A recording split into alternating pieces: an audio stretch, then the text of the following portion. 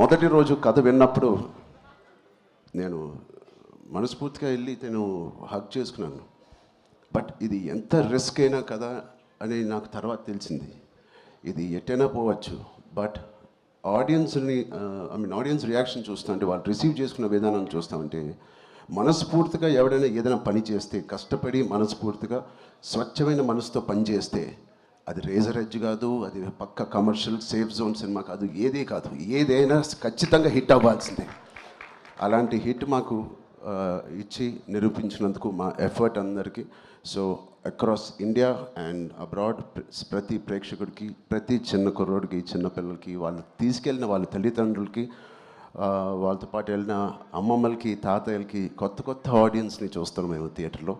వాళ్ళందరికీ ఇది బయటకు వచ్చి చూడాలనిపించే అలాగా కలిగించినందుకు మా సినిమా వాళ్ళందరికీ కూడా నేను చాలా హెవీ హార్ట్తో థ్యాంక్ యూ చెప్తున్నానండి.